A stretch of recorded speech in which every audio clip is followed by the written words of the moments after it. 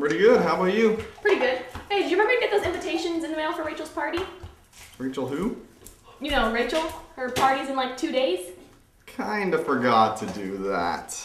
But you said you were gonna do it. Well, sorry. You know me. Did you at least remember to order the cake? I'll probably get to it sometime. What you doing? Getting the number for the bakery so I can order the cake. Why are you doing that? Because I know you're not gonna do it. Yeah, you're probably right.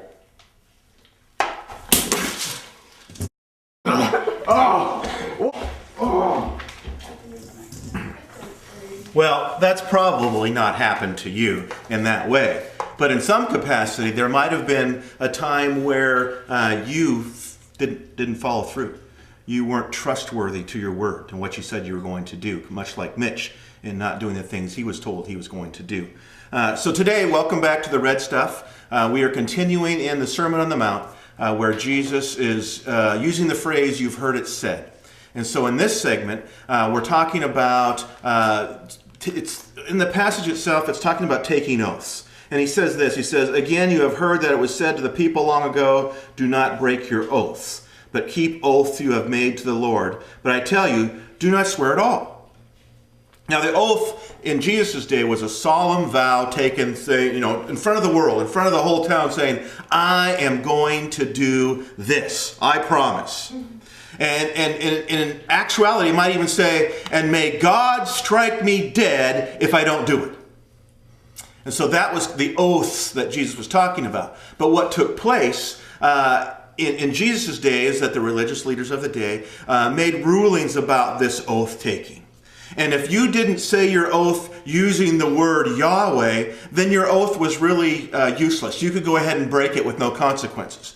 Now, if you took an oath and said, "I swear by God, may he strike me dead," and they used Yahweh, then it was binding and there were consequences for not following through with your promise. But the people were trying to get around those things. And so in their everyday speech, it's much like we would do. Like, "I'm telling you the truth. God's honest truth." Or "I swear." And all those things are in reference to this oath taking. So even today, we do it, but we don't really think about doing it. But you might think, big deal, who cares? So what? Well, in our day, Jesus wants us to be truth tellers. He wants us to be trustworthy. Our word means something. If we promise something, we're going to do it. So what people were doing in Jesus' day is they were really diminishing the promise that God took so seriously. It was serious business to make an oath and not follow through. But what they did, since they added all these other little rules and things, they belittled the law and the purpose behind it. It's much like when we say, "Hey, it was only a little sin." And when we start doing that, that little sin might lead to the big slippery slope of bigger sin. But what we've done really is, it was only a little sin. We've diminished the concept of sin and the price that Jesus paid for that sin. There are no such things as little sins. Every sin is sin. In the same way, Jesus was making the point, they weren't taking God seriously. And God says he wants his people to be trustworthy. And we're to take that seriously. So you have much to talk about, so we're going to stop the tape and go to our discussion guides.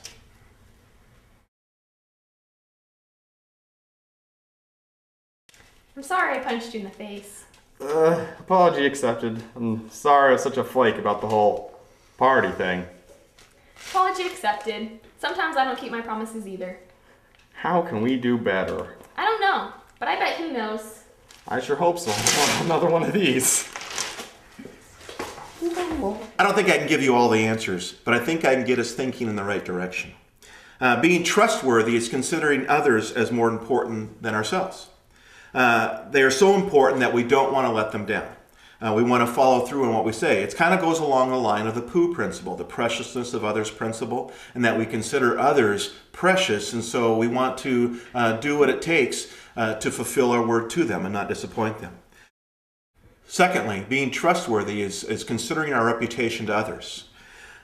What do you want to be known for? Do you want to be known as a flake, a liar, unreliable?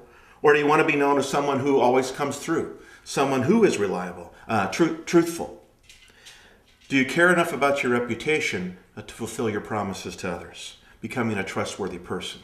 So I'm going to send you to the God's Word, so you're going to shut off the tape, and let's look at what God says about being a trustworthy person. In the clearing stands a boxer and a fighter by his trade, and he carries the reminders of every glove that laid him down or cut him till he cried out in his anger and his shame, I am leaving, but the fighter still remains. Oh, darn it! I didn't do it first take. Shouldn't have been a flake about the party. Apology accepted. Sometimes I don't. No. I want you to say the words I'm sorry. Mitch. I'm sorry. I'm Prima donna. not sorry. As you better be, as you're out. You're going to lose your leading role in the next film. I'll tell you that. You can't make it without me. Shouldn't have been a flake about the whole party thing. Apology accepted, even though you didn't say I'm sorry. Sorry, I wasn't Sorry, exactly man. great at manners. One more time. Rachel who? You know Rachel? Her party's coming up. No, I kind of forgot to do that. Oh!